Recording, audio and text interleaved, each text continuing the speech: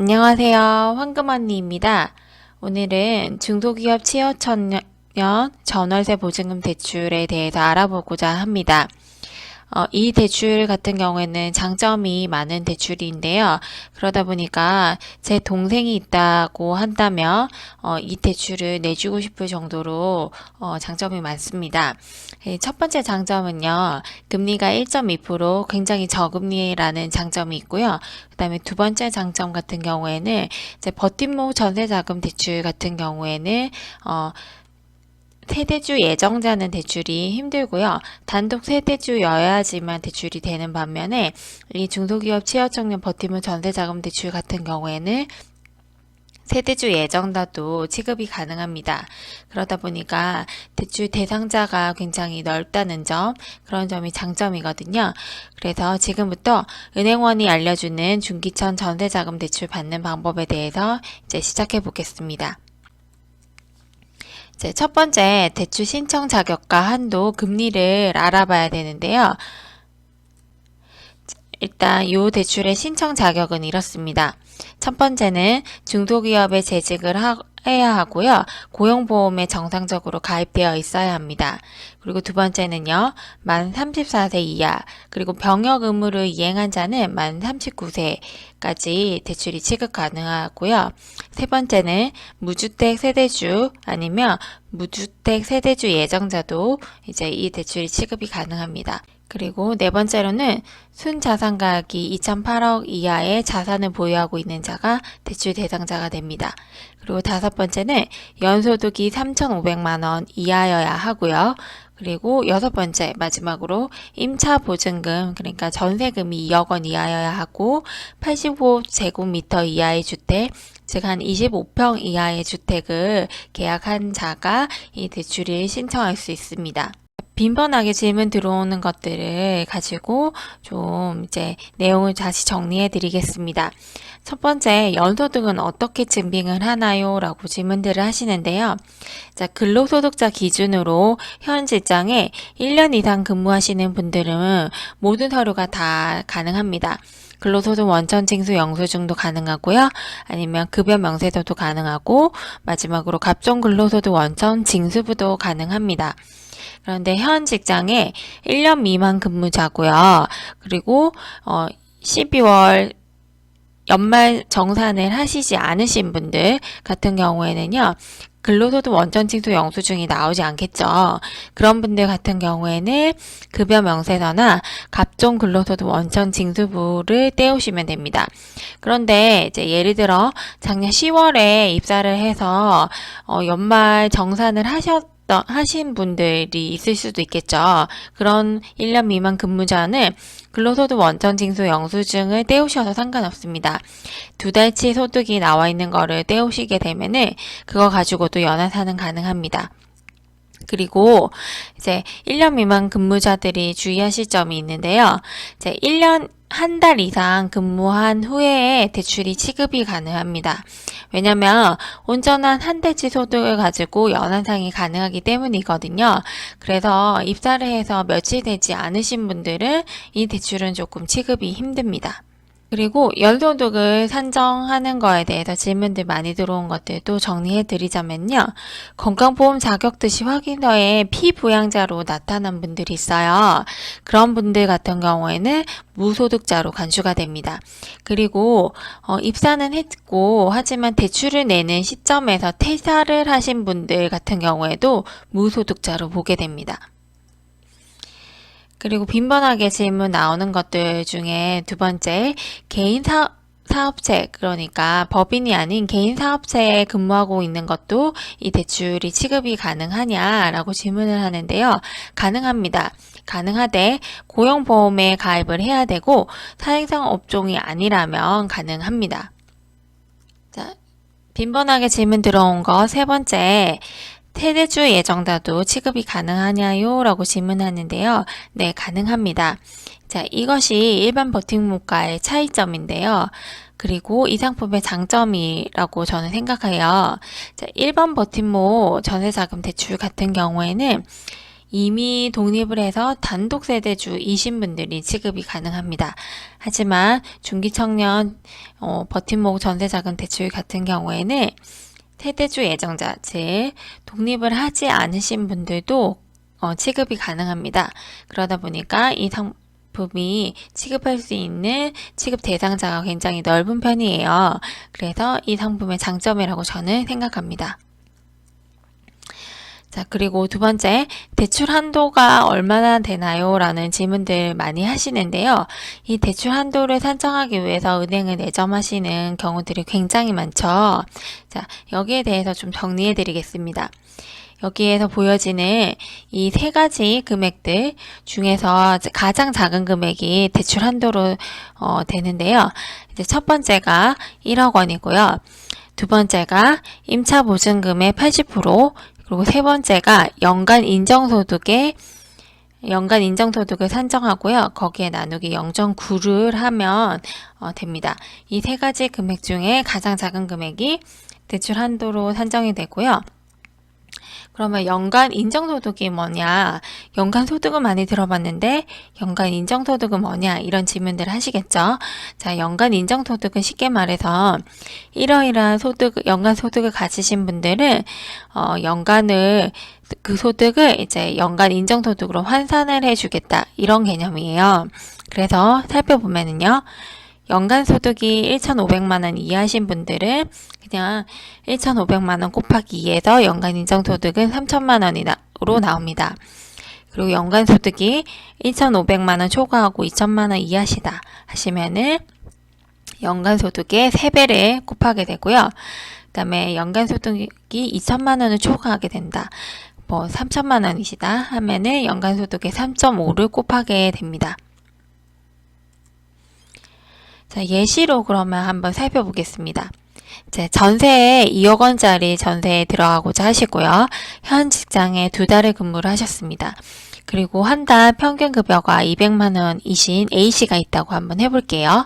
자, A씨 같은 경우에 산식을 살펴보면은요. 첫 번째는 1억 원, 그 다음에 두 번째는 임차 보증금의 80%라고 되어 있죠. 그러면은 전세 2억 원 곱하기 80%니까 이 금액은 1억 6천만 원이 나옵니다. 그리고 세 번째, 연간 인정소득을 구하고 여기에 0.9를 나눠야 된다고 했는데요. 일단 연간 인정소득 같은 경우에는 연간 소득이 나와야 되죠. 그러면 연간 소득은 어떻게 구하냐? 그냥 쉽습니다. 200만 원, 한 달 급여가 200만 원이니까 곱하기 12를 하게 되면 연간 소득이 2,400만 원이 나오는 거고요. 자, 이분은 2천만 원이 넘으시는 구간에 들어가시기 때문에 3.5를 곱하십니다.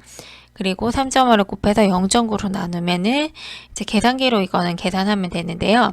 결국 9,300만 원이 나오게 됩니다. 그러면 이 세 개 중에서 가장 작은 금액이 대출 한도로 결정이 된다고 했죠. 그러다 보니까 대출 한도는 9,300만 원으로 결정이 됩니다. 그럼 세 번째, 대출 금리가 어떻게 되냐요? 라고 질문을 하시는데요. 연 1.2% 대출 금리가 결정이 되고요. 근데 단 1회 기한 연장까지만, 즉 대출이 취급된 신규 날짜부터 총 4년 동안만 1.2%로 적용이 됩니다. 그 후로는 일반 버팀목 전세자금 대출로 이제 금리가 뛰게 되는데요.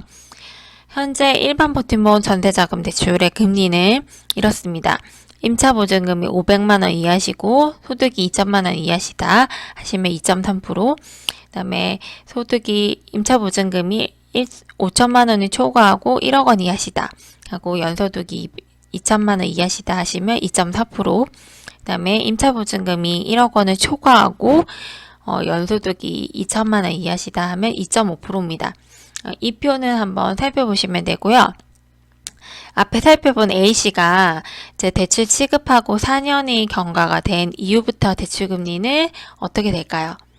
일단 전세금은 2억 원이라고 했으니까 1억 원 초과 구간에 해당되실 거고요.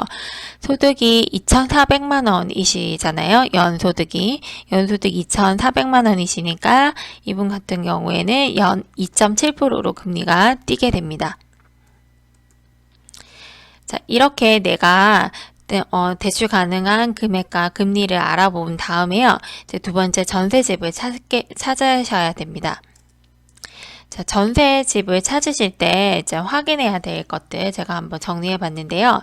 이제 첫 번째 확인해야 될 사항 중에서 이제 등기부 등본에서 확인해야 될 사항이 있습니다.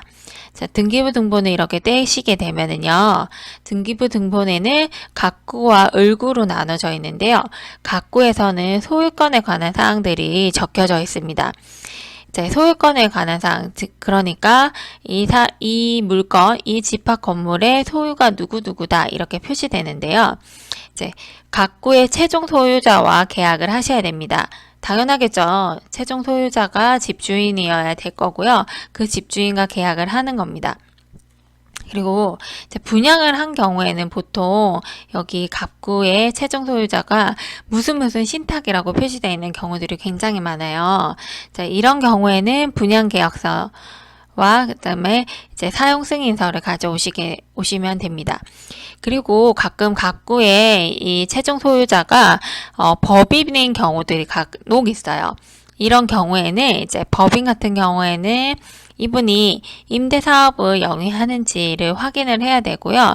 그러면은 그걸 확인하기 위해서는 사업자 등록증 사본을 받아서 확인하면 됩니다.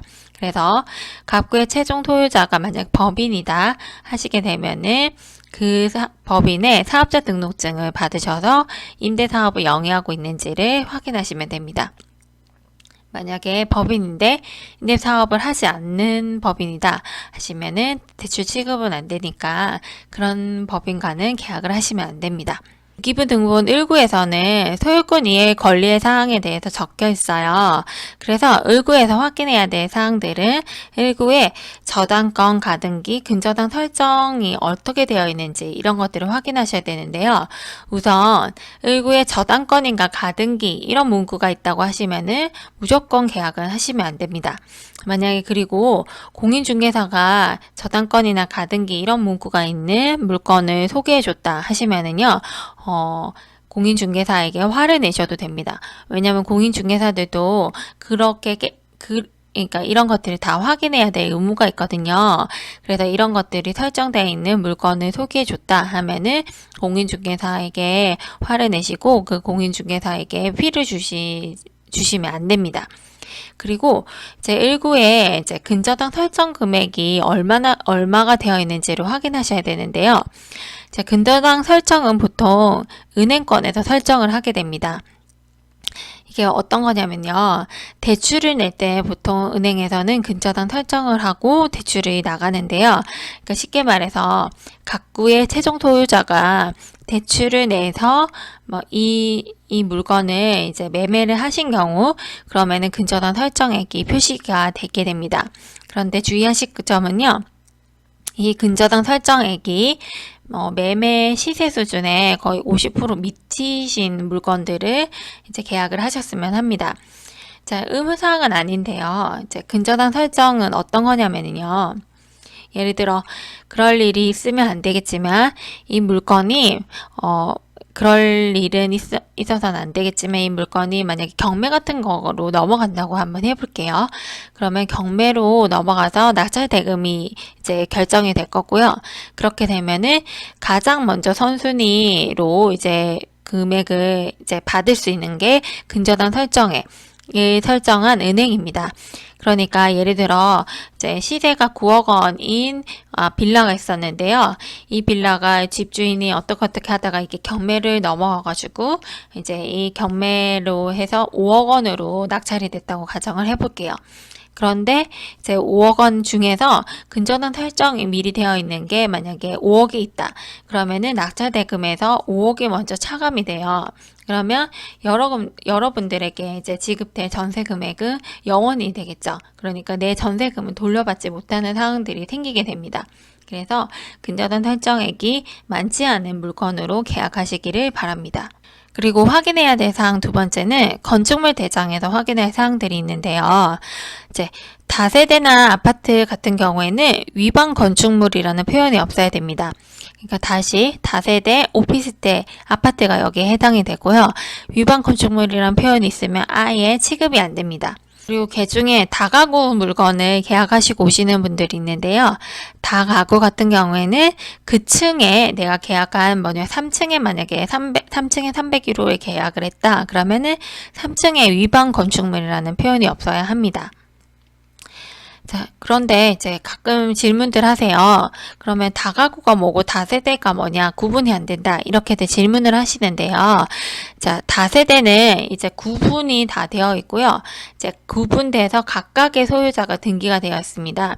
그리고 등기부 등본을 떼게 되면은 집합 건물이라는 표현으로 표현되어 있어요. 그런데 다가구 같은 경우에는 이제 구분 등기가 되어 있지 않아요. 그러다 보니까 한 명이 소유자이고요. 그다음에 등기부 등본을 떼게 되면은 집합 건물이라는 표현이 안 되어 있고 그냥 토지 건물 이렇게 표시가 되어 있습니다.